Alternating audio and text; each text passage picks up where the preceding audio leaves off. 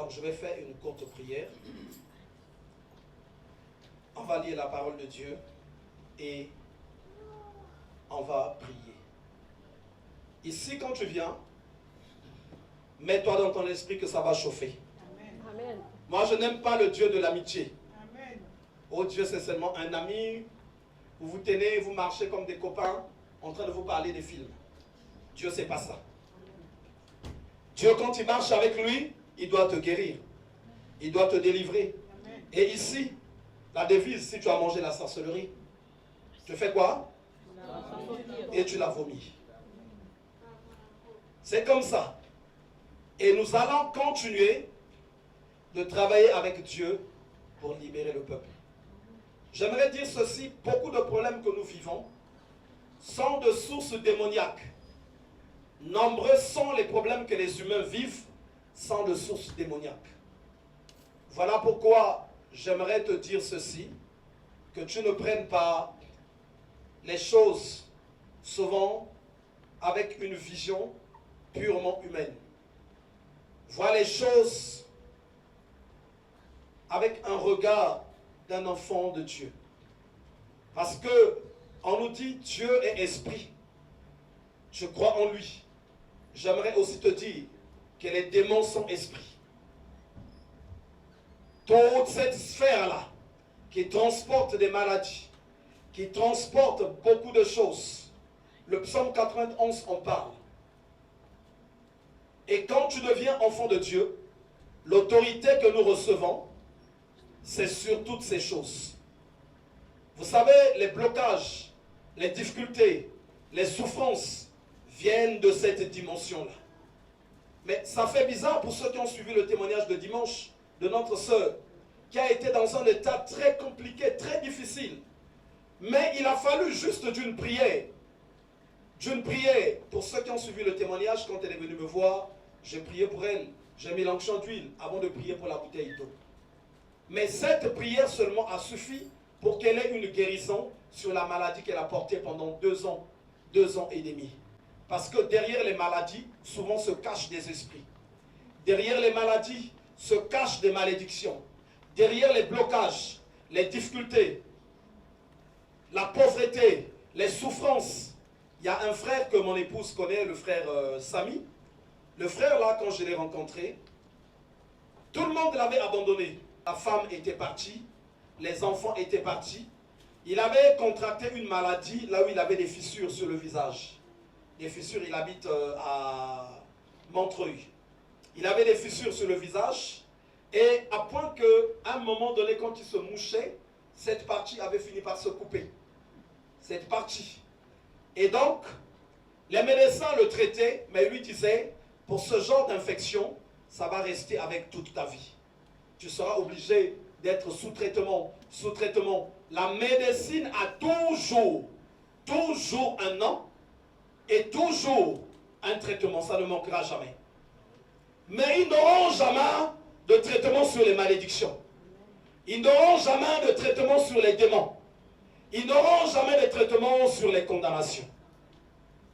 Eux, ils font leur travail. Nous aussi, on fait le nôtre. Chacun travaille dans un terrain qui lui est propice. Ce frère, après cette maladie, après beaucoup de souffrances, il n'y avait pas de solution. La femme le quitte. Aujourd'hui, cette femme-là est mariée à Villiers-le-Bel. Et donc, toute sa vie avait volé en éclats. Un de ses cousins avait pris ses papiers, a travaillé avec, il avait une entreprise, il a fait travailler beaucoup de personnes, donc il se retrouve avec des situations très compliquées, des dettes qui allaient jusqu'à 200, 300 000 euros, il devait, le fils qui devait ceci, il ne pouvait plus s'en sortir. Et quand tu as des situations comme ça, ne vois pas seulement les dettes, mais vois l'esprit qui peut être derrière les dettes. Il y a souvent des choses qui sont cachées. Le frère est venu, on a commencé à prier, on a pris ça en prière. Je lui ai recommandé un jeûne de 3 jours, jeûne et prière de 3 jours. Et puis après ce jeûne et prière, je l'ai fait passer à la délivrance. Quand il rentre chez lui, ce qui va d'abord le choquer, c'est que dans la vision, il voit qu'il dormait avec un esprit de gorille dans la chambre. Ça, c'est un esprit de sorcellerie qui dormait avec lui dans la chambre. Et donc, il va se battre pendant qu'il était endormi avec cet esprit. Quand ils se sont battus, boum, boum, boum, boum. Au moment où il envoie un coup à cet esprit de gorille pour le jeter, le propulser dehors, pourtant il était endormi, c'était tellement vrai qu'il a cogné un de ses pieds contre le mur. Et c'est même ce qui va le réveiller, c'était tellement fort. Et après il a prié, le lendemain il est revenu me voir, je l'ai oint d'huile. Ce qui était fort, c'est qu'au bout de 2 semaines, les fissures qui avaient déjà fait plus de 8 ans ont commencé à se fermer. Ont commencé à se fermer. Au bout d'un mois, 2 mois, tout était fermé et le visage de Samy commençait à redevenir normal. Il puait, il sentait mauvais. Et donc, les démarches qu'il avait faites pour prouver que les dettes là ne venaient pas de lui, ces démarches qui étaient toujours rejetées, moi je l'ai dit, refais encore les démarches. Il va refaire les démarches, cette fois-ci c'est accepté. Que ce n'était pas lui, finalement l'État va effacer toutes ces dettes-là. Il va repartir en formation, il va finir, il va trouver un emploi comme gardien d'immeuble et finalement la vie va se reconstruire. Quand il va chez lui devant la télé, il a mis tout le traitement qu'il était en train de prendre, il a laissé ça comme un monument. Nombreuses sont les choses que tu peux rencontrer, que tu peux vivre. Pense souvent à ça, que le diable, tout ce qu'il veut, c'est la destruction des humains. Tout ce qu'il veut, c'est d'anéantir ceux qui n'ont pas son empreinte. C'est d'anéantir ceux qui ne se prosternent pas devant lui. Quand tu ne te prosternes pas devant le diable, même ceux qui se prosternaient devant le diable, quand ils ont échoué à l'émission, il y a une sentence qui tombe, qu'il faut leur donner la mort. Et qu'est-ce qu'il faut faire à ce moment? Il faut fuir vers le Seigneur. Voilà pourquoi j'invite l'Église à voir les choses autrement. Ne vois pas les choses d'une manière simple. Chaque fois que tu as un problème, prie et lève ta voix. Chaque fois que ça ne va pas, tourne-toi vers le Seigneur. Tourne-toi vers le Seigneur. Ne reste pas inactif. On va dans le livre de Matthieu. Matthieu au chapitre 6. On va continuer de voir un peu la prière des masters, la prière des maîtres. Matthieu au chapitre 6.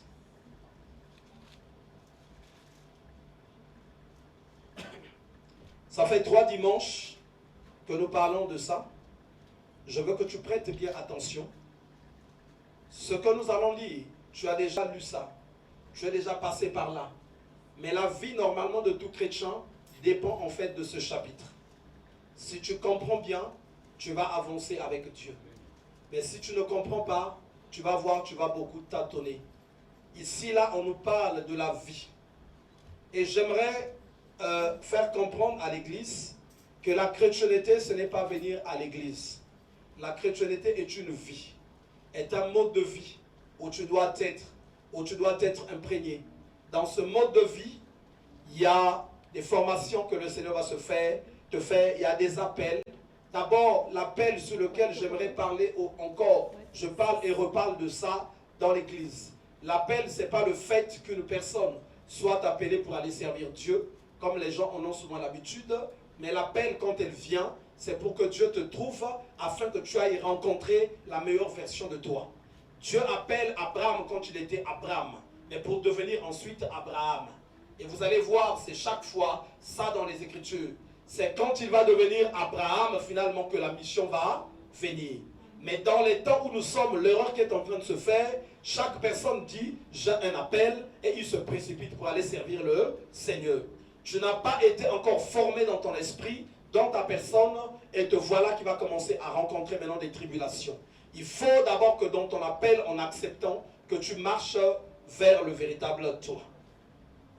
Matthieu au chapitre 6, on va lire au nom du Seigneur à partir du verset 5. Lorsque vous priez, ne soyez pas comme les hypocrites. C'est là d'abord qu'on a vu le premier jour. Lorsque vous priez, ne soyez pas comme les hypocrites. Or, les hypocrites, c'est des gens qui ont qui manifestent un sentiment, un comportement, mais qui dans le fond n'est pas vraiment ça. N'est pas vraiment ça. Et ici, Jésus est en train de parler de ces personnes. Il dit, ne soyez pas comme les hypocrites qui aiment à prier debout dans les synagogues et au coin des rues pour être vus des hommes. Donc, ces hypocrites qui étaient dans le temple dans ce temps-là, qui partaient à l'église, qui donnaient l'aumône, qui étaient proches des Sadducéens, qui étaient proches des pharisiens, ils étaient là, mais vraiment, dans leur esprit, ils n'avaient rien à voir avec Dieu. Et Jésus commence à parler à ses disciples en leur disant, lorsque vous priez, ne soyez pas comme ces personnes. Donc le Seigneur va dire ceci, il faut que, au tréfonds de toi, que tu aies ce sentiment qui soit installé. Une personne qui est vraiment en harmonie avec la pensée de Dieu, qui est en harmonie avec le Seigneur. Je vous le dis en vérité, ils ont leur récompense. Mais quand tu pries, entre dans ta chambre, non, ils ont déjà leur récompense. C'est là d'abord qu'on va s'arrêter. Donc, quelqu'un va dire, oui, mais moi, je ne suis pas hypocrite. Oui, mais moi, je marche avec Dieu. Oui, mais moi, je suis à l'église. Oui, mais moi, j'aime le Seigneur. Et la partie d'après, le Seigneur va commencer maintenant à montrer qui sont ceux qui ne sont pas hypocrites au devant de lui. Il va dire ceci. Mais quand tu pries, entre dans ta chambre, ferme ta porte et prie ton Père qui est là dans le lieu secret, et ton Père qui voit dans le secret te le rendra. Il va donner l'attitude qu'il faut avoir. Cette attitude, c'est quoi? Une personne logiquement qui prie, c'est une personne dont sa personne intérieure prend à cœur les choses de Dieu. Les choses de Dieu pour sa vie, les choses de Dieu pour sa maison, les choses de Dieu pour cette génération, les choses de Dieu pour la nation. Et ce n'est pas pour lui seulement le fait de venir à l'église. Mais une personne qui les prend à cœur et qui va commencer à dire, c'est tellement lourd, je vais rentrer dans la vie de haute retraite. Quand il parle ici de la chambre, le Seigneur est en train de parler de la haute retraite. La personne qui sait se mettre à l'écart. La personne qui sait jeûner. Donc dans la chambre dont il parle ici, il y a le jeûne, il y a les retraites, il y a une vie qui est à l'écart, une personne qui ressent. Vous allez même voir, pour que le Seigneur ramène Lazare à la vie, pour qu'il y ait résurrection, on nous dit qu'il a frémi en lui. Il a senti une compassion, quelque chose de fort, quelque chose. Regardez un peu par exemple quelqu'un, il arrive, bon, on va commencer à prier, que le miracle se fasse dans l'église. On va se retrouver avec certains chrétiens. Il est là, il prie, Seigneur, que le miracle se fasse, que le miracle se fasse. Il faut qu'il y ait la vue de Dieu. Pourquoi en fait il faut le miracle dans l'église? Parce que l'église est un hôpital. Là où les malades doivent être guéris. Là où il doit se faire des grandes choses. Là où la main de Dieu doit délivrer, restaurer. Et cette personne va commencer à jeûner, à prier, à porter ça à cœur. C'est cette personne que Jésus va dire, lorsque tu pries, entre dans ta chambre. Va à l'écart. Vous savez, la prière, juste que nous faisons collectivement, pour Dieu, en fait, elle ne suffit pas pour pouvoir vraiment te juger. Dieu te juge, t'apporte quelque chose par rapport maintenant à ce que tu fais dans le secret, dans ta vie, dans ta relation avec lui. Quelle disposition tu as? Qu'est-ce que tu manifestes au tréfonds de toi? C'est là que Dieu, en fait, va apporter soit une grâce ou non. C'est vraiment ce tréfonds-là. Il y a des gens, il peut être à l'église chaque dimanche, il peut être là chaque fois, mais après l'église, son cœur, son âme, son esprit n'est pas avec Dieu. Son esprit n'est pas avec Dieu. Cette personne, malgré sa présence, elle peut recevoir une grâce. Le fait du fait que quand la pluie de Dieu tombe, elle va arroser tout le monde. Elle va arroser tout le monde. Mais en ce qui est vraiment des grâces particulières, là où il y aura une identité à toi, tu ne recevras pas quelque chose. Parce que Dieu attend les gens dans le secret. C'est dans le secret. Hier, j'expliquais au frère Divin, pendant qu'on venait de Drancy, on était dans la voiture, on a commencé à parler de la foi. Et ça a été pour moi une occasion de lui parler de la foi. Vous savez, même pour les enfants de Dieu, la majorité de ce que vous appelez foi n'est pas foi. Voilà pourquoi vous allez remarquer ta foi, malgré de fois plusieurs efforts où tu dis, je crois maintenant, je crois. Tu vas le dire même haut et fort. Mais finalement, tu t'aperçois que la chose où tu croyais, tu ne l'as pas obtenue. Mais la foi est où? Mais en fait, la foi, c'est beaucoup plus un mystère. Je vais vous expliquer ce mystère, c'est quoi la foi, et vous irez le temps de bien lire dans les Écritures. Vous voyez une femme, quand elle est enceinte, elle n'a pas d'enfant en main, mais elle a l'enfant à l'intérieur d'elle. Et vous allez...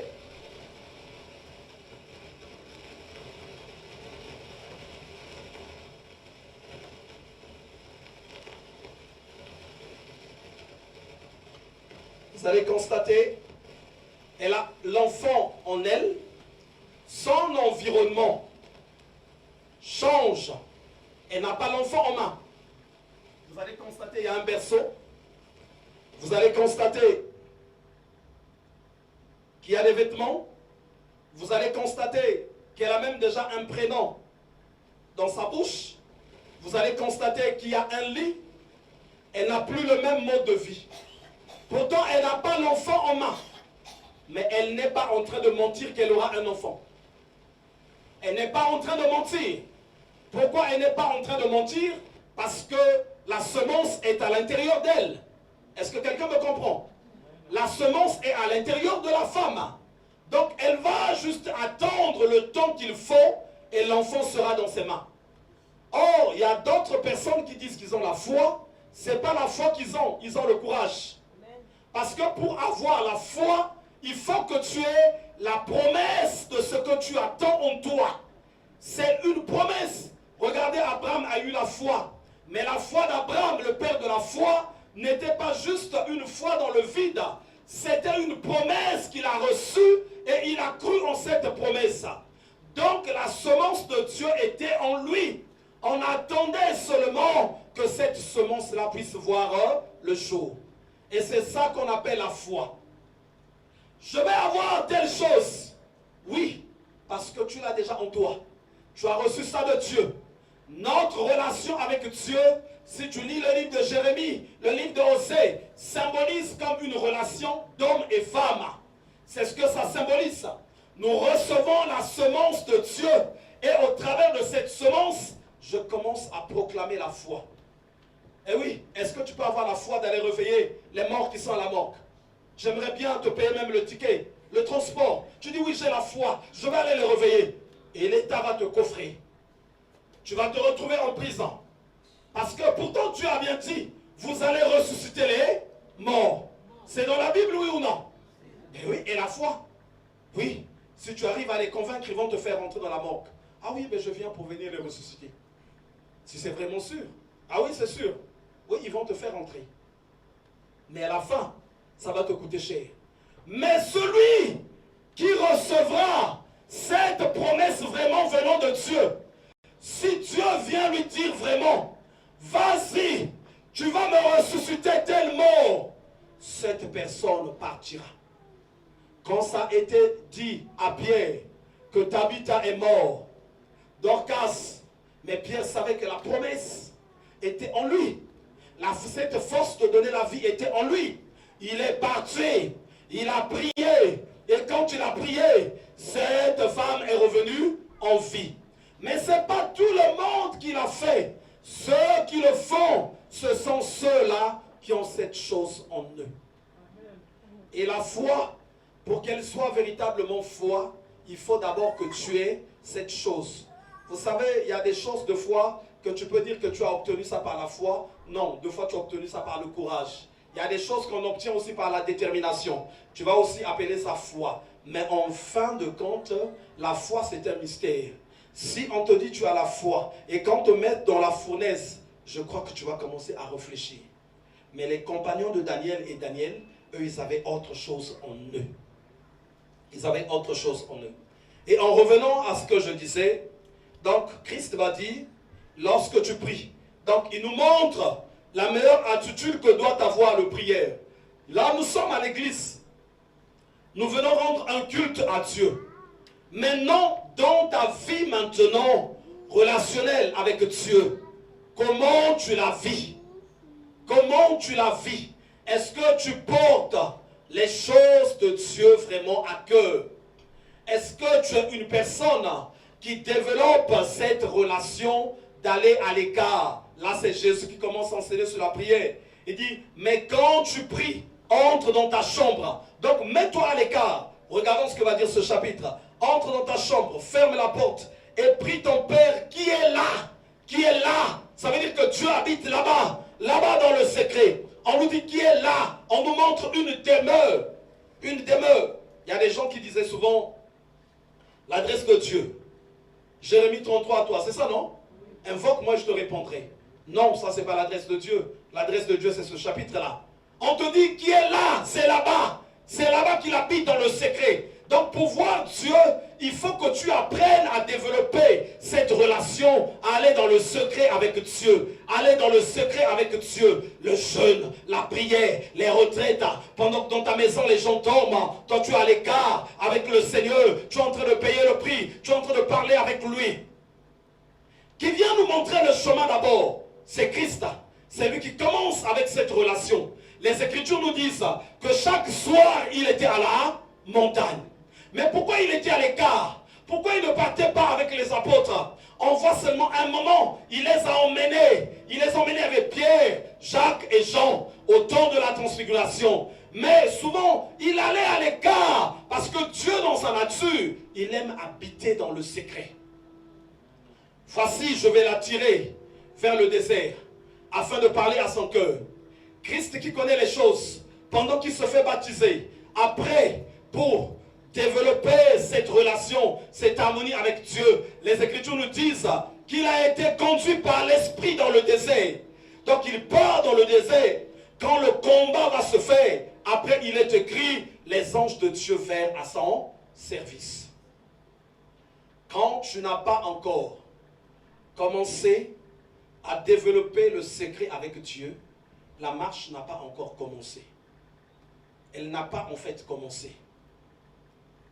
Ça n'a pas encore commencé. Vous savez, pourtant les Écritures disent tout. Disent tout. Moi, il y a 2 versets que j'aime bien qui disent ça. Nicodème qui vient voir Jésus de nuit, qui lui dit, Maître, personne ne peut faire ce que tu fais si Dieu n'est avec lui. Il croyait que Jésus va lui dire, il faut lire la Torah 680 fois, parce que tu as déjà lu seulement 500 fois. Mais il va lui dire, il faut que tu naies d'eau et que tu naisses d'esprit.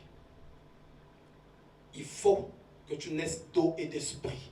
Donc il lui conduit dans une dimension. Voilà pourquoi un enfant de Dieu, le fait de foi, de marcher avec légèreté avec Dieu, les démons rigolent, se moquent de toi. Il t'expose en spectacle public. Il t'expose. Pourtant les Écritures disent, voilà pourquoi les Écritures disent que Jésus les exposait en spectacle. Il y a 2 types de spectacles. Ou ce sont les démons qui vont t'exposer en spectacle, ou c'est toi, enfant de Dieu, qui va exposer les démons en spectacle. Je vous donnerai le verset. Donc le spectacle, c'est quoi? Quand les démons vont commencer à jouer, à s'amuser avec toi. Boum, maladie. Boum, échec. Boum, ceci. Boum, ça leur fait plaisir. Ils sont en train de te présenter en spectacle.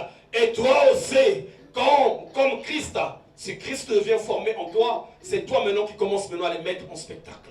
Les sorciers, feu, feu, ils sont détruits. Ils viennent demander pardon. Un enfant de Dieu, attention. Jusqu'à la fin de ta vie, si tu as des batailles, aucun sorcier n'est venu demander pardon, tu vas aller en enfer. Je t'assure. Ça veut dire que tu ne leur fais pas peur. Tu ne leur fais pas peur. Il faut que tu augmentes ta manière, ta relation avec le Seigneur. Il faut que tu augmentes ta relation avec le Seigneur. Parce que aussi, mais regardez, il dit ceci. Je vous donne possession de tout endroit où vous foulez la plante de vos pieds. Or, les territoires que les sorciers là ont pris, toi c'est là que tu vas les prendre en possession. Si tu n'augmentes pas vraiment en puissance, si tu n'augmentes pas vraiment en force, non. Mais si tu arrives à prendre des territoires, ça veut dire qu'ils viendront s'incliner. Et un enfant de Dieu, c'est logiquement pas quelqu'un avec qui les gens devaient jouer. Un enfant de Dieu. Moi, je vois 2 fois enfant de Dieu. Ta femme joue avec toi. Enfant de Dieu. Les hommes viennent jouer avec toi. Enfant de Dieu. Ton mari joue avec toi. Enfant de Dieu. Ton patron te tape comme un chiffon. Papa, papa, papa, papa, papa. Tu pleures. Enfant de Dieu. Les démons jouent avec toi. Il y a quelque chose qui ne va pas. Le psaume 82 dit ceci. J'avais dit, vous êtes des dieux. Vous êtes des dieux. Mais cependant, vous tombez comme des hommes. Nous marchons avec Christ. Nous marchons avec l'Éternel. Quand tu deviens sacrificateur, ça veut dire qu'il y a des temps que tu vas de fois te couper de tout pour parler avec Dieu. Mais le chrétien d'aujourd'hui, c'est un amoureux. Le chrétien d'aujourd'hui, c'est un poète. Le chrétien d'aujourd'hui, c'est Jean-Paul Sartre. Il est très accroché aux choses du monde. Il a envie de faire des poèmes à sa femme. Mon amour, que tes yeux sont comme la tourelle. Tes cheveux sont comme de la ciboulette. Ça, c'est le chrétien d'aujourd'hui. Mais alors que le chrétien authentique, quand il rentre à la maison avec sa femme, ce qui va te surprendre, c'est que les deux, ils sont en train de parler en langue. C'est une vie mystique. Amen. Ça monte chez Kababa, Chandarababa, chez... Quand tu rentres là, tu dis, mais ils sont fous ou quoi? Qu'est-ce qui se passe là chez eux? Oui. Et c'est cette folie-là qui change les choses. C'est celle-là qui apporte la délivrance, la guérison, la restauration. Le chrétien d'aujourd'hui, quand il est envoyé dans un quartier, vous savez, dès que quelqu'un arrive, on te donne une maison dans un quartier. Tous les sorciers se rassemblent déjà. Il n'y a aucune personne qui est rentrée dans un quartier sans que, là c'est en train de rigoler, sans que les sorciers ne se rassemblent. Il y a un nouveau, ils vont venir voir. C'est vide là-bas. Ils vont rentrer dans ta maison. Baptême de feu. Il faut qu'on te tape d'abord, qu'on te tape, que ton esprit se soumette. Mais quand un chrétien rentre quelque part, il faut que les voisins sorciers deviennent inquiets. Deviennent inquiets. Qu'il y a un maître qui est rentré. Amen. Un maître qui est rentré. Ils arrivent chez toi. Il n'y a pas l'empreinte de l'esprit. Ils arrivent chez toi. Il n'y a pas la présence de Dieu. Ils arrivent chez toi. Il n'y a rien. Il n'y a rien. Tu ne fais peur à personne. Même dans ta famille, ils savent seulement que tu rigoles. En fait, oh, ben, par la prière, c'est juste comme ça. Oh, ils vont même t'encourager. Tu n'es pas parti à l'église, il faut partir à l'église. La prière, c'est bon. Ils savent que non, c'est juste comme ça. Alors que la prière, ça devait faire peur. Dans chacune des familles, il y a des trônes qui ont été établis. Il y a des puissances occultes qui ont été mises en place. Le jour que l'étoile du berger se lève, le jour que Christ se lève dans ta famille, ils vont envoyer des héros qui viendront voir si c'est vraiment un changement. Dans ta famille, il y aura la panique parce que 2 royaumes ne peuvent pas occuper une seule nation. Et donc, ils vont prendre la résolution de faire tomber cette royauté que tu as Christ. Et si tu tiens bon au niveau de ta famille, ça va bouger. Ça va bouger. Ça va bouger parce que toi, tu ramènes quelque chose de nouveau. Et ce qui rend vraiment faible, c'est le fait que nous n'apprenons pas à rentrer dans la dimension des maîtres. Moi, j'aime bien le prophète Élisée. Quand il a reçu l'onction, il savait qu'il n'avait pas reçu n'importe quoi. Il savait qu'il n'avait pas reçu n'importe quoi. Et donc, les jeunes qui se moquaient de lui, il les a montré qu'il était prophète. Bouf, il a frappé. Les jeunes qui ont voulu jouer, ils ont vu la main de Dieu. Au temps également de Pierre, on a eu les Ananias et les Saphira. La puissance de Dieu est descendue. Ils ont eu peur. Et dans les temps où nous sommes, un serviteur de Dieu, personne même n'a peur de toi. Personne n'a peur de toi parce qu'en fait, ils savent qu'il n'y a rien. Ils savent qu'il n'y a rien. Ils savent que tu ne lui feras rien. Ça, c'est les temps où nous sommes. On se dit que la grâce pour l'avoir, il faut mendier. Alors que nous recevons toutes les bénédictions spirituelles. On n'a pas besoin de mendier, on n'a pas besoin de se diminuer, mais ceux du monde, ils doivent reconnaître que nous avons quelque chose que nous avons et que eux ils n'ont pas. Ils doivent reconnaître que Christ en nous, c'est ce qui fait le changement. Christ en nous, c'est ce qui fait la différence. Et dans les temps où nous sommes, de plus en plus que nous nous éloignons de Dieu, nous perdons notre identité, nous perdons notre carreau.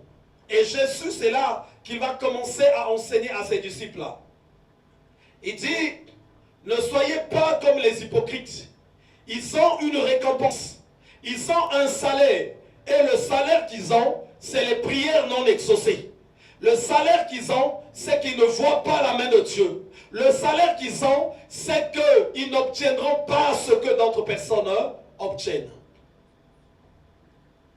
Quand mon épouse était dans sa formation de ressources humaines, déjà il m'a fait tout le temps, il voulait me faire comprendre que non, mais qu'est-ce qu'elle va faire là-bas? Pourquoi je lui envoie dans des trucs de fou comme ça? C'est trop bien. Moi, je ne m'occupais pas d'elle. Parce que je savais que c'est un enfant de Dieu. Bon, c'est monté pendant tout le temps. Je voyais qu'elle avait même deux fois envie d'abandonner. Donc, elle cherchait même deux fois des excuses. Hein. Et moi, j'étais là très sévère.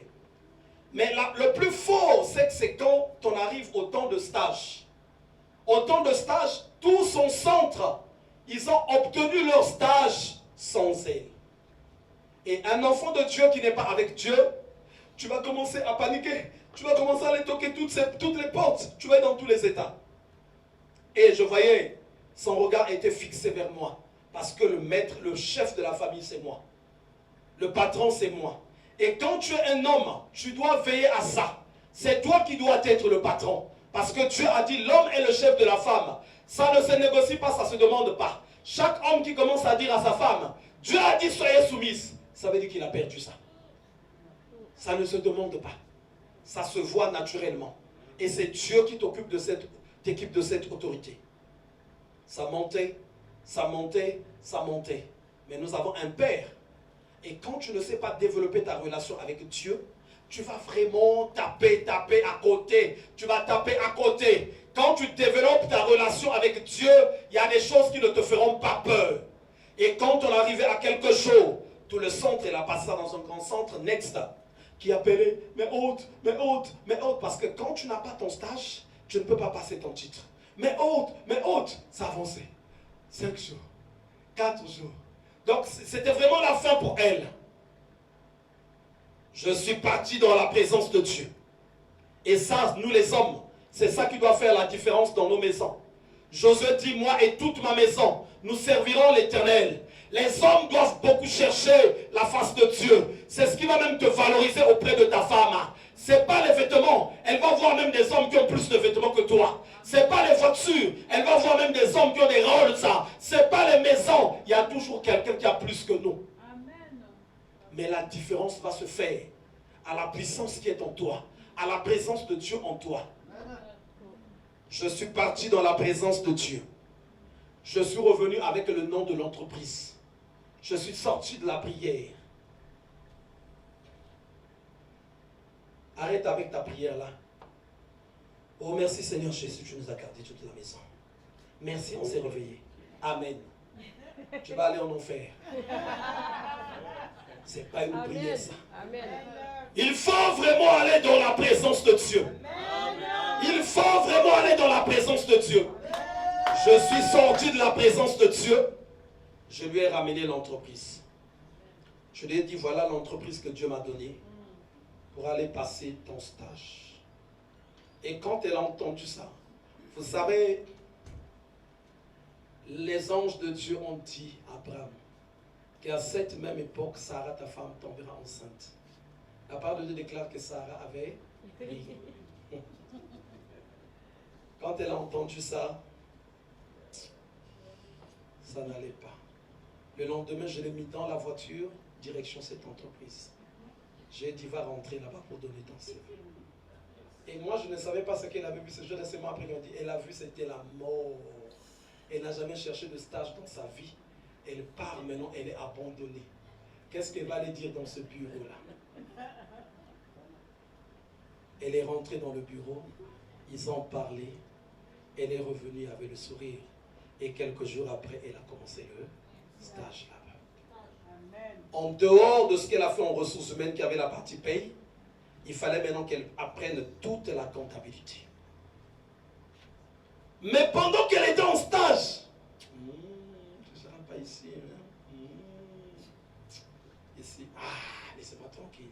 Dieu m'avait déjà dit, avant même que je trouve l'entreprise, que là où tu feras le stage, c'est là-bas que tu vas travailler. Qui est plus que Dieu? Et après ces examens, quelques jours seulement après, l'entreprise l'appelle. Elle passe ses 3 mois de CDD. Finalement, elle passe en CDI.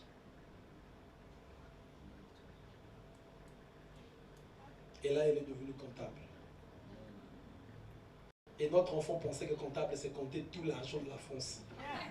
Une fois, elle a posé la question, elle a dit, mais comme tu vas faire le stage là-bas, tu vas te fatiguer. Tout l'argent de la Banque de France est là-bas. Maman, elle compte ça. 1, 2, 3. Elle est fatiguée jusqu'à la fin. Et aujourd'hui, son statut a changé. On est fort, on est puissant, mais on ne réalise pas trop ce que nous avons en Christ. Voilà pourquoi nous marchons en tâtonnant. Si tu fais trembler les démons, tu fais trembler la maladie, ce n'est pas les petites choses de ce monde qui vont normalement t'effrayer. Mais on prend tellement mal le navire, on rentre mal dans la pirogue. C'est ce qui fait souvent qu'on échoue. Si on rentre très bien dans cette marche, dans cette vie, on va vraiment expérimenter la main de Dieu. Amen. Tout est à nous. Tout est à nous. Je n'ai pas besoin de m'habiller. Je n'ai pas besoin de voler. Je n'ai pas besoin de faire je ne sais quoi. Tu as seulement besoin de t'accrocher à Dieu. C'est tout. Quand il est écrit, vous seriez la tête et non la queue, c'est la vérité. Mais tu ne peux pas être la tête si tu es en train de tricher avec Dieu. La vie que nous avions auparavant, on n'a pas envie de la changer. Et là, c'est là que Christ va dire à ses disciples, Dieu habite là dans le lieu secret. Développez cette relation secrète. Il dit encore plus loin, jeûnez et priez afin que ce jour ne vienne pas comme à l'improviste sur vous. Il va parler dans plusieurs sens sur le jeûne et prier. Jeûne et prière, jeûne et prière, jeûne et prière, jeûne et prière. Cette relation-là, on n'a pas envie de la développer. Dans le livre de Osée 2, quand il va dire ceci, Osée 2 à partir du verset 16, voici, je vais l'attirer vers le désert afin de parler à son cœur. Quand vous allez lire plus bas, il va dire ceci, c'est de là que viendra la vallée d'Accor, le champ d'espérance. C'est là-bas, dans le privé, dans le secret, que va venir ces grandes choses. Vous savez, tout sur la terre est tenu par le diable. Hein? Tout. Et nous, on doit aller prendre ça. On doit aller prendre ça. Même la femme a un prix. J'aimerais interpeller ceux qui se marient ou ceux qui veulent se marier. La femme a un prix. Vous savez, dès le commencement, le diable a attrapé la femme. Vous le savez, non?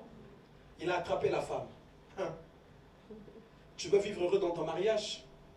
Arrange les muscles avec le diable. Le diable viendra prendre place en elle. Et tu vas apprendre le chinois, tu vas parler en chinois. Tu vas parler en chinois. Elle va changer de comportement, tu vas être frustré. Chaque fois donc tu seras en train de plaindre, c'est comme ça, comme ceci. Non. Bats-toi. Bats-toi. Dans le comportement, il y aura le diable. Dans ce raisonnement, il y aura le diable. Dans beaucoup de choses, il y aura le diable. Ce qui a été, c'est ce qui est. Et c'est ce qui sera. Amen. Et quand la force de Dieu n'est pas en toi, ton mariage sera échoué. Ton mariage va taper à côté. Il va taper à côté. Et nous avons besoin de nous régler devant Dieu. Aujourd'hui même, ce qui est en train de tuer ces nations-ci, cette génération, les jeunes qui sont un peu dans tout et n'importe quoi, c'est parce que généralement, les parents n'ont plus l'autorité divine. Vous savez, les jeunes, quand ils partent dans la rue, s'ils sont dehors, quand ils reviennent influencer les parents, ce n'est pas des jeunes normaux, ils deviennent des démons. Hein. Il arrive là donc, il t'intimide. Le père, les jeunes, ils ont vraiment... Mais s'ils ont changé, il faut les laisser comme ça. Non, là parce que tu n'as pas l'autorité. Moi, que le jeune ait changé comment? S'il ne se soumet pas, il dort dehors. Il dort dehors. Tant que c'est un enfant, tant que moi c'est le père, on n'aura pas de dispute. Quand il arrive, l'enfant doit savoir qu'il y a le père qui est là. Je ne l'ai pas engueulé, mais au tréfonds de lui dire, non, j'entendais la Mégane qui expliquait. Une fois, je lui avais parlé sévèrement. Elle a uriné dans les habits. Elle est tombée malade.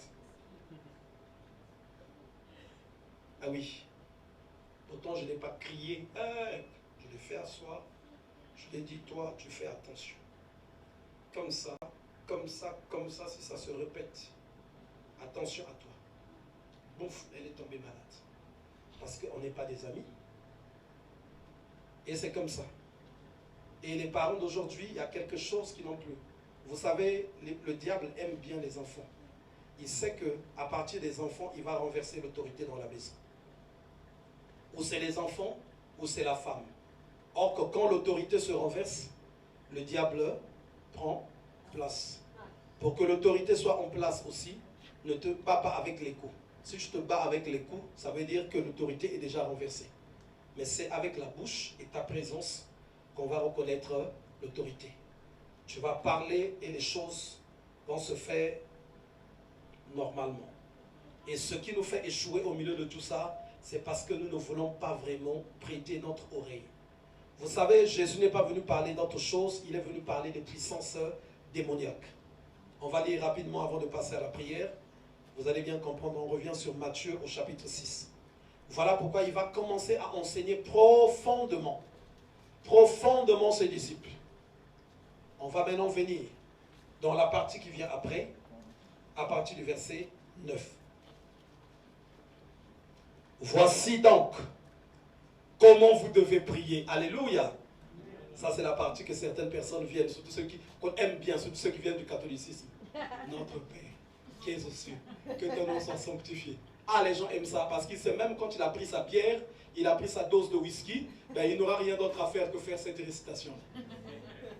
Je connais quelqu'un, un franco-suisse, Eric. Lui me disait, non, mais c'est moi qui l'ai emmené à Christ, là. Ça, c'est après sa repentance. Il me dit, mais pasteur, moi-même quand je prenais mes joints, donc je suis bien ivre, je vais tomber au lit, je fais ma prière, notre Père qui est aux cieux, que ton nom soit sanctifié. Amen, il dort.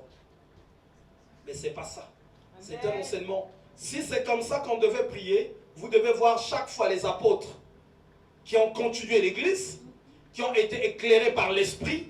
Ils devaient chaque fois voir dans le livre des Actes des Apôtres, ou bien Thessaloniciens, machin, tous en train de faire notre Père qui est aux cieux, machin. Mais à aucun autre endroit que tu vas le voir comme ça, c'est un enseignement qu'il est en train de donner. Amen. Je vais commencer à te décortiquer cet enseignement.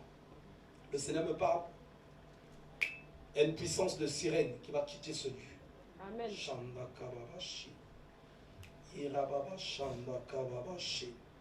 Aujourd'hui, c'est aujourd'hui. Amen. Voici donc comment vous devez prier. Il commence par dire, Dieu n'est pas un ami. Donc, quand tu le parles, sois dans la position d'enfant. Et lui, il est père. Donc, il mérite quoi? Obéissance. Il dit, dis-lui, mon père, regardez la prière des apôtres, regardez Élisée, regardez tous ceux qui ont marché avec Dieu. Il dit, notre Père, qui est aux cieux. Il nous dit ceci, le premier sujet. Que ton nom soit sanctifié. Donc, il voulait dire quoi? Aide-moi à sanctifier ton nom. Je veux que... Mais Dieu est déjà saint. Est-ce que vous savez?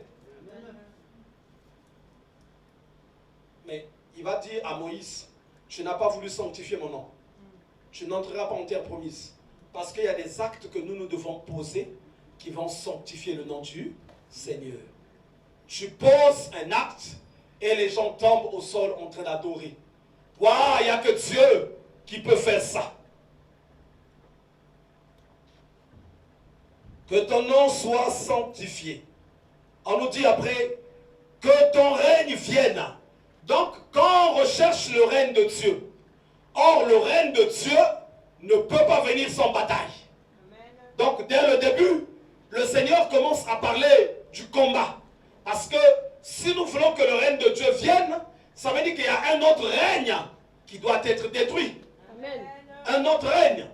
Ça peut être le règne des puissances familiaux, le règne démoniaque, le règne de la maladie, le règne de la pauvreté, le règne de ceci. Donc on commence à rechercher le règne de Dieu. On commence à rechercher le règne de Dieu. Or, il y a des gens, ils regardent dans sa famille. Il lui suffirait juste d'être un peu sage, il peut voir qu'est-ce qui règne dans sa famille. Amen.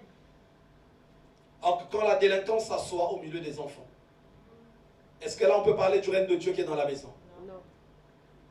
Quand les puissances démoniaques règnent dans la maison, est-ce qu'on peut dire que le règne de Dieu est là? Donc je commence à rechercher le règne de Dieu qui va venir. Et si le règne de Dieu doit venir, ça veut dire qu'il faut combattre déjà le règne qui était là. Que ta volonté soit faite sur la terre comme au ciel. Ça c'est la partie que j'aime bien. Que l'ordre qui est au ciel, que soit le même également qui se présente sur la terre. Amen. L'ordre. Au ciel, il n'y a pas de fornicateurs. Ça veut dire que je commence déjà à combattre la fornication. Je dois la fuir. Au ciel, il n'y a pas de bagarreurs. Vrai ou pas vrai? Au ciel, il n'y a pas de menteurs. Vrai ou pas vrai? Au ciel, il n'y a pas des ivrognes. Vrai ou pas vrai? Au ciel, il n'y a pas de coureurs de jupons. Vrai ou pas vrai? Donc, je commence à rechercher la volonté de Dieu qui est dans les cieux, que ça se fasse dans ma maison, que ça se fasse dans ma vie, que ça se fasse dans l'église. Voilà pourquoi il y a des gens, tu rentres à l'église, toi tu crois que la volonté de Dieu, qu'il y ait des jeunes filles avec leurs talents qui viennent chanter. Akumama, yes, non. C'est qu'il y ait des gens saints, qui sont dans la sanctification, qui viennent chanter, qui par lequel le nom du Seigneur va être élevé. Voilà pourquoi l'église est dépouillée de la puissance de Dieu. Voilà pourquoi l'église est dépouillée de la présence de Dieu. Sœur Elisabeth, lève-toi un peu. Viens ici. Cette sœur, quand elle vient à l'église, je crois qu'elle aura le temps elle-même de témoigner dans les dimanches qui viennent. Beaucoup de serviteurs de Dieu sont venus prier chez elle pour le combat qu'elle avait. Mais chaque serviteur de Dieu qui venait, quand ils ont prié, quand il parle, il va l'appeler. Ne m'appelle plus, j'ai failli mourir. Ne me mets plus dans tes combats. Tous les serviteurs de Dieu. Et même quand elle vient nous exposer le problème, je la voyais aussi, elle avait un peu pitié de moi. Le pauvre. Je ne veux pas vraiment qu'il aille mourir, le pauvre, à cause de mes combats. Mais je dis, je suis en train de rêver ou quoi? Comment un serviteur de Dieu vient prier et après qui appelle, c'est fini, je ne viens plus, c'est trop fort, j'ai failli mourir, les démons m'ont attaqué. Oh, Seigneur Jésus. Et les démons t'ont attaqué. Ah mais c'est sûr que les démons, il y a des choses qui leur donnent le courage de dire continuons d'attaquer les enfants de Dieu. Je l'ai dit, ma soeur, attention, ne me parle pas comme ça. Les démons qui attaquent les gens chez toi là-bas, ça c'est des... Je ne sais pas qui ils attaquent. Moi en tout cas je ne suis pas comme ça. On va venir là-bas. On est venu. On a prié. C'est sûr que quand on est rentré, la soeur s'attendait au téléphone. Qu'on appelle la soeur, on ne va plus venir. Ça a continué. Et elle habitait avec un ex. Ils avaient un même bail ensemble.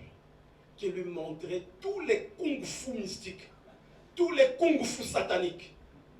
Le jour que j'ai appelé le monsieur là, je dis, bon, écoute monsieur, est-ce que tu vas partir, oui ou non? Ah Seigneur, il m'a dit, eh ben moi, franchement, je n'ai pas peur de quelqu'un, moi. Donc il avait un français arrogant. Je dis, ah ouais? Je dis, bon, ok. Vu que tu ne veux pas qu'on collabore, qu'on parle, pour qu'on arrange tes modalités de départ, ben je vais te chasser de là. Il a dit, ben on va voir, hein. Moi je sais qui je suis. Tout ce qu'elle faisait comme démarche judiciaire, ça se retournait contre elle. Quand j'ai trouvé la sœur, donc la police l'avait déjà qualifiée de folle. De tout, de dépressif, de comme ceci, de comme ça, de comme ça. Et le type régnait en maître. La sœur était terrifiée. Quand la sœur venait, elle commence, si on la reçoit, elle commence par parler à 13 h. Même jusqu'à 16 h, je n'ai pas encore pris la parole. Il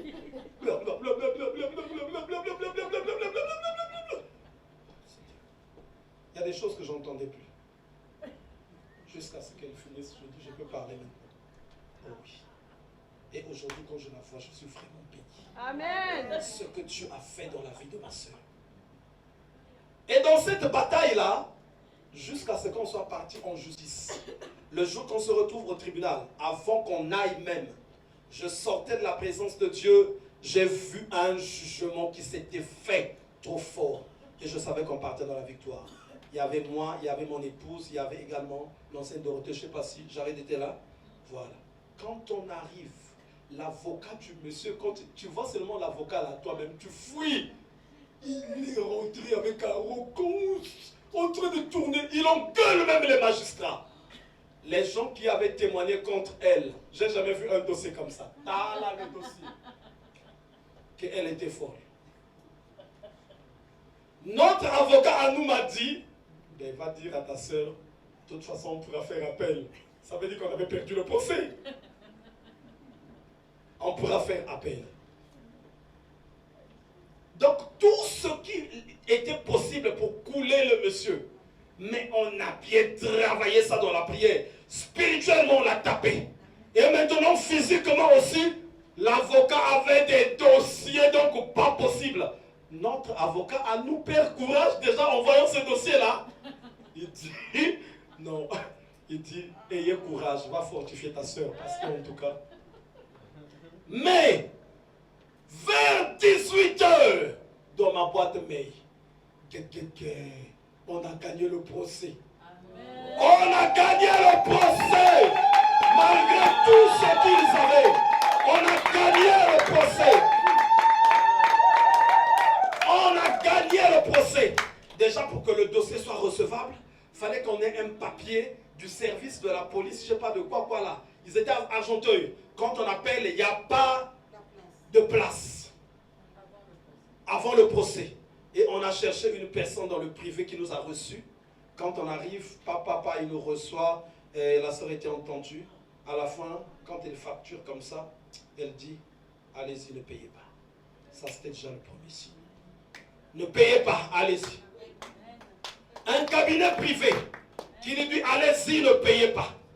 Mais quand on sort du tribunal, non, moi ce qui m'a vraiment fait, c'est l'avocate. Une planche, mais là c'est même un noir, l'avocat du monsieur, très arrogant, très gonflé. Je crois qu'il n'a jamais eu de dossier comme ça. Tant de personnes qui ont reconnu que la sœur était folle. Ils ont plein de dossiers. Un avocat, d'autres avocats disent, bon, ah ben on pourra faire appel, donc écoute, fortifier ta soeur. 18 h, le résultat tombe. Ouf, le procès est gagné. Et le monsieur est élu avec arrogance. Et quand on arrive au procès, la sœur n'avait personne de sa famille. Il y avait que c'est moi qui conduisais le peloton. L'intercession est en train de monter. Et le monsieur avec son équipe, il avait des agents qui disaient, bah, le monsieur est là-bas, on ne sait pas d'où il sort, il faut le filmer. Donc vous voyez des gens qui nous filmaient en cachette. Je dis, vous allez voir ça, vous n'avez pas encore vu la puissance de Dieu. Quand c'est tombé là, ordonnance du juge, le monsieur, on ne veut plus le voir là-bas. Pendant qu'il dormait avec arrogance, La police est rentrée. Monsieur, debout. Debout, le jugement est tombé. Oh, oh, non, non, non, non, debout. Pouf. Il l'a emmené, il a été vaincu. Le baobab qu'on ne délogeait pas. Le baobab qu'on ne délogeait pas. Et où sont ces serviteurs de Dieu là qui venaient fuir ce combat? Ils sont dans le péché. Ils sont dans le péché. Ils sont dans le vol. Ils sont de fois dans l'ivrognerie. Ils n'ont pas de relation avec Dieu. Comment tu vas avoir une relation avec Dieu et qu'un sorcier te fasse fuir et qu'un sorcier te fasse trembler? Dieu est tout puissant. Nous, on ne sait pas développer notre relation avec Dieu. On ne sait pas la développer. On aime trop être vraiment des enfants. On vient chez Dieu souvent par coutume, par tradition. Mon père partait à l'église. Mon grand-père partait à l'église. On est attaché à certaines choses qui n'ont pas donné la vie à nos parents, qui n'ont pas donné la vie à nos familles. Mon père était un grand catholique. Je crois qu'il avait même un diplôme du catholicisme, plus que tout le monde ici. Il avait tout ce qui existe dans le catholicisme. Mais rien du catholicisme ne l'a sauvé. Pendant que j'étais en train de mourir, les catholiques ont dit, on va lui donner la communion finale et il va mourir jeudi. Là, on est en train de marcher. Je vois donc qu'ils ont décidé que moi, je vais mourir jeudi. J'ai dit, mais où est-ce que je veux fuir là? Qu'est-ce qui se passe? Moi, j'attendais les gens qui viendront me sauver. Et mon père, il était président du conseil paroissial. Donc, c'est lui. Donc, après les prêtres. Donc, c'est lui qui commande tout le conseil paroissial. Lui. Donc, ils arrivent chez moi en rond. Donc, avec leur bouche. Bien motivés. Et leur croix. Ils ont regardé. Monsieur Samba, votre enfant, on va lui donner la communion finale. Alléluia, amen. Jeudi, on viendra donner la communion avant de mourir. Moi, je réfléchis. Est-ce que c'est la mort que je veux? Non, c'est la vie. Mais je dis, mais c'est quoi ce spectacle-là? Et je dis, okay, Seigneur, ils ont décidé que je vais partir jeudi. Non, je ne vais pas partir. Avant jeudi, mercredi, j'ai donné la vie à Christ. J'ai donné la vie à Christ. Et j'étais fort, j'étais guéri, j'étais tout mince, mais je pouvais faire du catch parce que la vie de Christ se manifestait maintenant en moi. Et la première fois que je me suis levé au matin très tôt, j'étais tellement en forme. En Afrique, on a le produit qu'on appelle Girley. Je le mettais au visage. Notre soeur aînée, c'est elle qui s'est réveillée en premier. Quand elle veut, parce qu'il savait qu'il fallait qu'on me lève, qu'on me fasse asseoir. Mais je venais de donner la vie à Christ. Le pasteur Léonard avait prié pour moi. Et les maladies s'étaient envolées. Les maladies étaient parties. Je me suis levé. Je me suis levé. J'étais tout mince. Mais je pouvais faire du catch. J'étais en train de sautiller. Ma soeur dit, qu'est-ce qui lui arrive? Qu'est-ce qui lui arrive? Qu'est-ce qui lui arrive?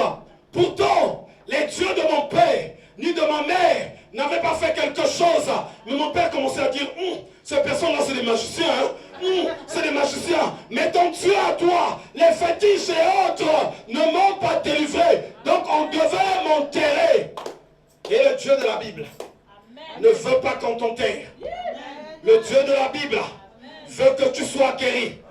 Le Dieu de la Bible veut que tu sois restauré. Et c'est toi seulement qui dois te lever. Ça, c'est ce qu'est le Dieu de la Bible. Et c'est ce qu'il va continuer de faire. C'est ce qu'il va continuer de faire. Vous savez, mon témoignage quand j'ai donné la vie à Christ était tellement fort que mon épouse est là. Même le pasteur, il n'a pas envie de s'attribuer. Ça, c'est lui qui avait prié pour moi. Parce que c'est Dieu qui s'était manifesté. C'est Dieu qui s'était manifesté. Et j'ai refusé de croire encore au Dieu de mes parents. J'ai refusé. Vous savez, mon père, il était président du conseil paroissial, mais il était grégorien aussi. Les grégoriens, c'est les gens qui chantent des chants bizarres là. Mais il était à fond dans ça. Mais rien de ces choses ne m'avait guéri. Rien de ces choses ne m'avait délivré. Parce Parce que j'ai compris, le Dieu de la Bible, il n'a pas besoin de médailles, il n'a pas besoin d'image, il n'a pas besoin de quoi que ce soit. Il a seulement besoin que tu le cherches. Si tu le cherches, tu le trouves et il se manifeste. Voici ce qu'est le Dieu de la Bible. Il dit dans sa parole, comment vous pouvez être stupide? Celui qui fait le poids, il va couper un morceau de poids, il va le tailler. L'autre partie, il prépare la nourriture. Et l'autre, il vous fabrique un Dieu. Et vous commencez à l'adorer. Je disais à ma soeur, puisque pendant 100 ans de guérison, avant sa guérison, on est parti faire un nettoyage chez elle. Elle avait une statuette de la Vierge Marie qui avait même cette hauteur-là. On avait ramené ça, on avait tout cassé. Je lui ai dit, bon, écoute ma soeur, c'est bon. Tu aimes bien Marie? Eh bien, c'est une statuette. Mais quand tu ouvres la porte, finalement, tu constates que cette statuette-là devient volante. Elle t'accueille. Bonjour, Élise. Et l'autre, est-ce que tu peux faire la table pour qu'on mange? Quelle va être ta réaction? Elle m'a dit, ah, je vais me retrouver au premier étage, je vais descendre par les escaliers. Mais il paraît que c'est ton Dieu. Voilà que maintenant, il commence à te parler. Tu vas fuir. Mais comment un Dieu peut être une statuette? On a attaché. On a ligoté, on a ramené moi et ma femme, on est venu bien le casser. Mais si c'était lui Dieu, pourquoi il ne s'est pas défendu qu'on ne le casse pas? Et Dieu n'est pas dans ces choses. Amen. Dieu est dans le secret. Amen. Dieu veut qu'on développe notre relation avec lui, qu'on se tourne vers lui, qu'on construise cette relation, qu'on commence à l'expérimenter. Il n'a pas besoin d'être représenté par quoi que ce soit. Mais il a besoin seulement qu'on soit sincère. Il a besoin seulement qu'on quitte tout ce qui est abominable. Tout ce qui est abominable.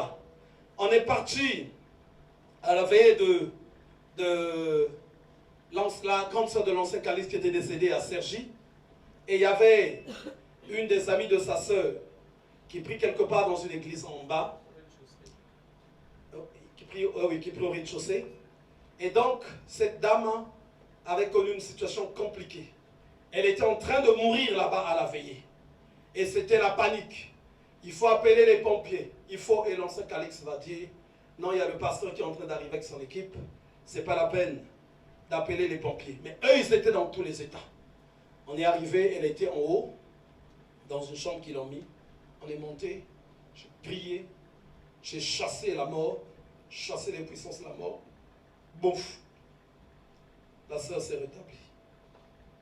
Et après, elle s'est en train de dire, mais attends, ça c'est maintenant la grande sœur de l'ancien Calypso. J'avais déjà prié pour elle aussi, qui avait un cancer qui avait disparu.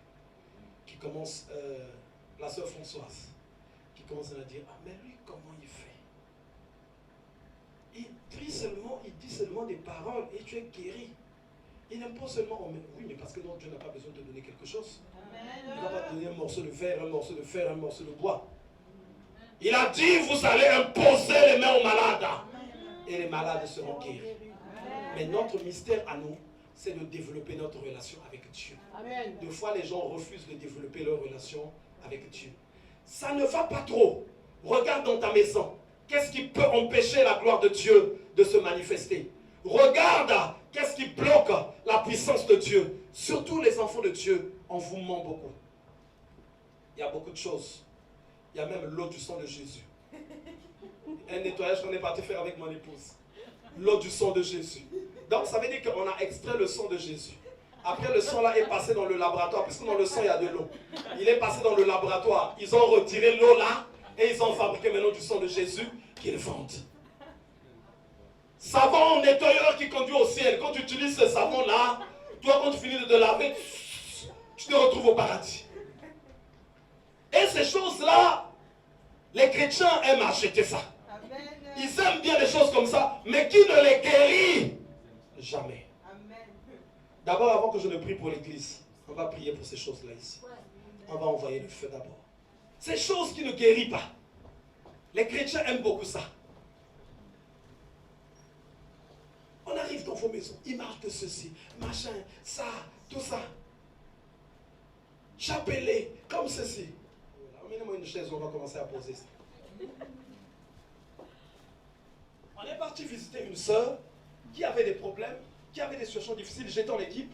J'avais l'ancienne Dorothée, j'avais la sœur Elisabeth, j'avais les Jarrettes. C'était une grande équipe qui était partie prier chez elle. Ce qui m'a surpris, c'est que dans ces cures qu'on lui a données, là où elle part prier, là où elle part chercher Dieu, on lui a même donné du poisson salé qui protège. Oh Seigneur, elle doit le mettre sous le pied, elle doit mettre sous le lit le poisson, hein? Et de l'oignon aussi. Oh Seigneur Jésus.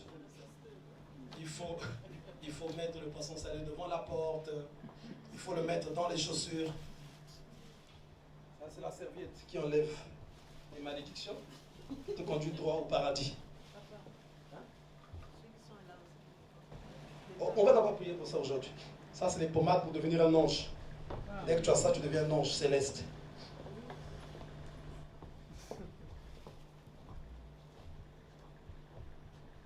Ça, c'est la poudre pour aller parler avec Dieu.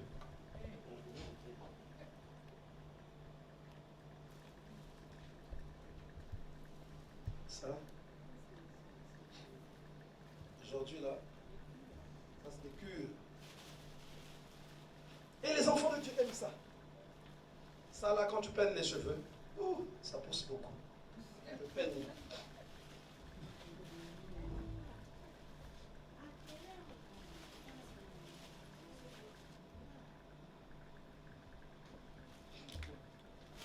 Aucune de ces choses ne peut sauver, ne peut délivrer. L'Église va prier aujourd'hui.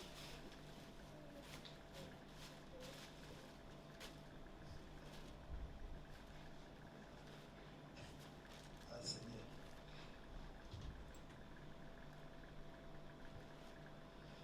Si tu as ça aussi, il faut dire, on va venir enlever à la maison.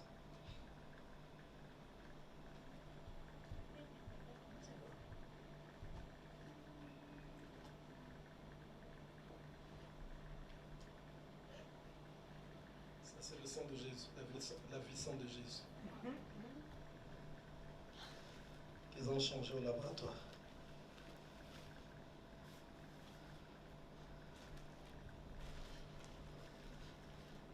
Ah mais dis donc, il y a beaucoup hein. Bon. Mais rien de tout ça ne va changer aussi la vie de la personne. Seigneur Jésus.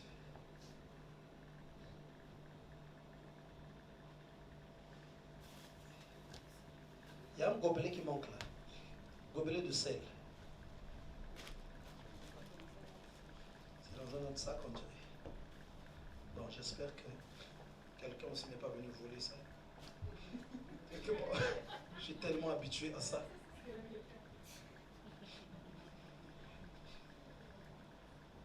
Et ça, c'est des gens qui prient, qui font des choses comme ça.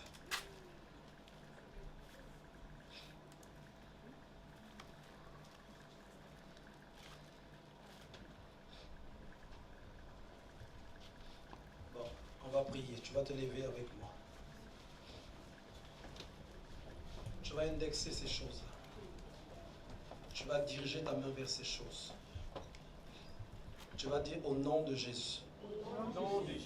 Que le feu de l'Éternel, le feu dévorant, s'allume dans ces choses. Que tout pouvoir mystique, maléfique, satanique, sorcellerie, soit détruit au nom de Jésus. Que tous les effets mystiques, sataniques, occultes, qui étaient associés à toutes ces choses, soient détruits au nom de Jésus. Feu! Feu! Feu! Feu! Feu! Feu! Feu! Feu! Feu! Au nom de Jésus. Je ligote tous les démons qui opéraient dans ces choses.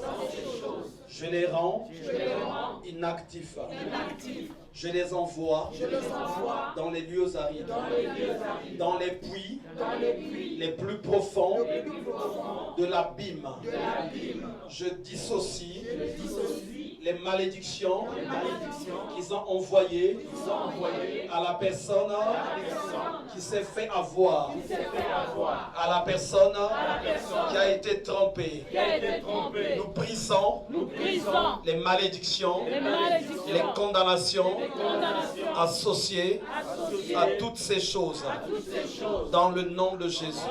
Que la puissance de Dieu neutralise toute force diabolique, satanique, attachée à ces choses dans le nom de Jésus. Amen. J'aimerais dire à l'église, il n'y a aucun endroit où tu vas partir que quelqu'un va associer Dieu à ces choses. Dieu n'est pas dans ces choses. Moi, quand j'arrive à Christ, la première des choses que j'ai appris, c'est que Dieu n'habite même pas dans les sensations. C'est vrai, Dieu peut te toucher, il y a une manifestation, tu vas tomber, c'est la puissance de Dieu qui s'est manifestée comme ça. Mais Dieu n'est pas dans une sensation quelconque. S'il veut te guérir, moi j'étais malade, mourant, en train vraiment de partir. Mais quand Dieu m'a guéri, je n'ai pas senti quelque chose. On a posé la main sur moi, on a prié et j'étais guéri. Dieu, quand il veut te guérir, il te guérit. C'est lui qui choisit ça. Il te guérit. Donc, il n'y a pas de sel, il n'y a pas de poudre. Moi, je crois même que quand tu te mets du sel, tu vas beaucoup plus te donner de saveur pour que les sorciers te bouffent. Mais ils vont arriver, tu es déjà salé. Ils ne vont plus avoir de problème. Bon, il y aura qu'à mener le couteau. Bon, il est déjà salé, mais on va le manger comme ça. Donc, il y a des choses qu'il faut éviter. Tout ça, c'est du satanisme. Ça fait rentrer des démons dans la vie des gens. Quand tu t'attaches à ça, vous savez, j'entendais un témoignage chez notre sœur Élodie. Je connais bien cet homme-là, j'avais déjà entendu parler le nom. C'est un prophète de grande renommée au niveau de la France et dans beaucoup de pays dans le monde. Et la sœur avait été longtemps dans cette église. Tu avais aussi cette maladie que tu avais. Tu n'as pas eu de guérison pourtant, tu n'as pas eu de délivrance. Mais dans cette église là-bas, ils vendent une petite bouteille de pétrole. Vous voyez le pétrole, ce qu'on appelle en Afrique pétrole. Donc ils mettent le pétrole et le citron, et puis je ne sais pas quoi encore, et la bouteille est à combien? Donc 70, hein? Voilà, 70 €. Et cette église-là est pleine. Donc tous ceux qui sont dans cette église-là, à un moment donné, doivent acheter leur bouteille. Ils appellent ça comment là-bas? Voilà, un jus pétrole.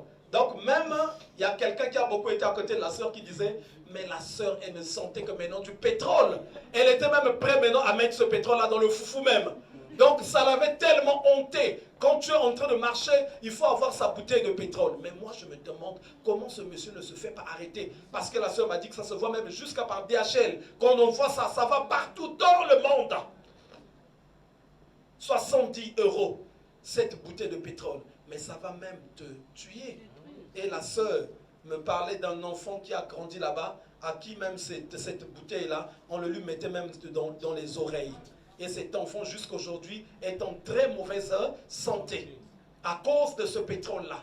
Et ce que moi je plains, c'est les enfants de Dieu qui n'ont pas envie d'accepter les Écritures. En fait, les enfants de Dieu refusent les Écritures parce qu'ils ne veulent pas se repentir.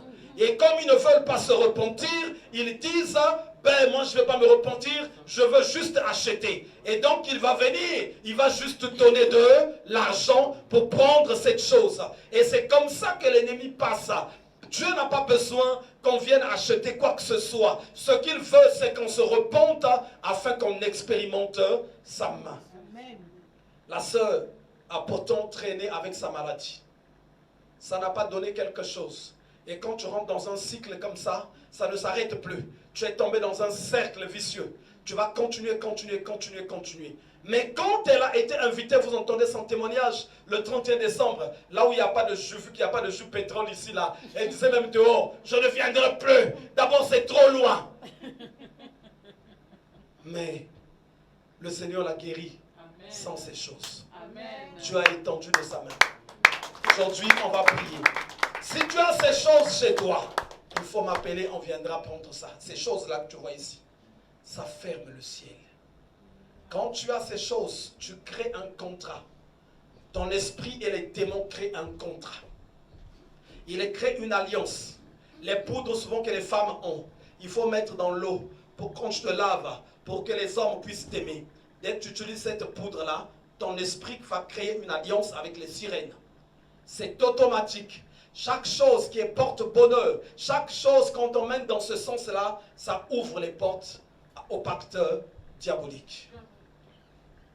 Si on a chez toi, n'hésite pas de nous appeler quand on vient de prier. La sœur, quand on est passé chez elle, on a fait un nettoyage. On a ramené, je ne sais pas si c'est sa mère ou sa grand-mère Marie. On l'a ramené. Maman Marie, on l'a ramené et tout ce qu'il y avait là-bas, on a jeté, on a prié, les puissances de ceci de son parti. La paix aujourd'hui est rentrée. Chez la sœur Elisabeth aussi, il y a des choses qu'on avait enlevées là-bas, vrai ou pas vrai? Regardez aujourd'hui comment elle a repris.